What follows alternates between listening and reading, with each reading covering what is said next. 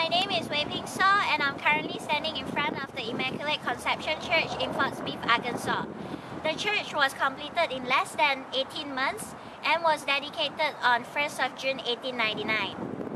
The main reason why the church was constructed was mainly due to the fact that a tornado destroyed the previous structure. The very next year, architect Adolphus Druding was brought in to fill the void. He was charged with the task of constructing what would become the most well-known structure in Fort Smith, the Immaculate Conception Church. The location of this church is of significance as well. When arriving in Arkansas from Oklahoma, the first thing that a person will see upon entering the state is the big Immaculate Conception Church directly in front of them at the end of Garrison Avenue.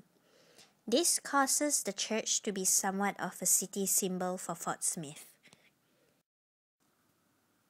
The main architect, Druding of Chicago, has been described not only as an architect, but also as an aggressive businessman willing to design a church of any size to fit any budget, according to the U.S. Catholic historian Winter 1997.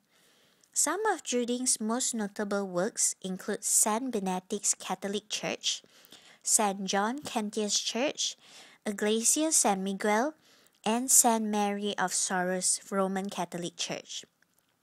After observing many of his works, it is evident that Druding's architectural style has a tendency towards Romanistic revival and Neo-Gothicism. As one may notice by looking at the Immaculate Conception Church, it was built using the Neo-Gothic style. This is made clear by the verticality of the tower, the pointy arches, and the use of glass windows.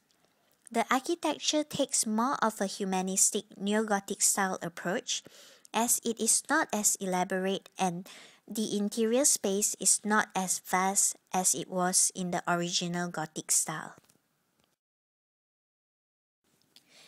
Iconology is vastly used in this architecture. There are three main entrances in the front of the church that symbolize the Christian Trinity. The glass windows on both of the towers come in three as well. The main entrance shows a very obvious triangle composition, which again leads to the symbolizing of the Christian Trinity.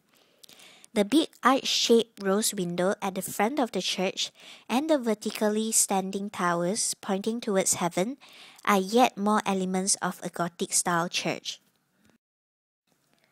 Now, let's look at the site of the architecture. It can be seen that the architecture was built based on the apse and transept concept.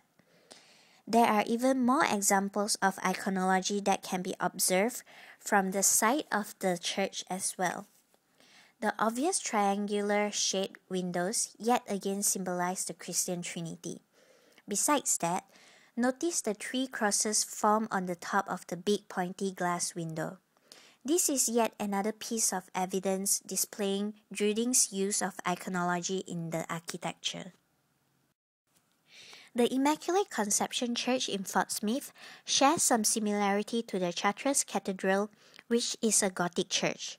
From the front view, both architectures use the sacred number 3 to represent the Christian Trinity, as can be seen with the three main entrances, pointy arches on the towers, and pointy arch-shaped rose windows.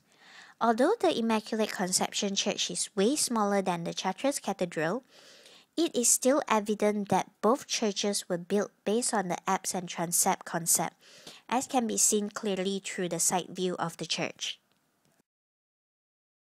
After learning about the Immaculate Conception Church, I'm really glad that I could use classroom concept and apply it to real-world structure.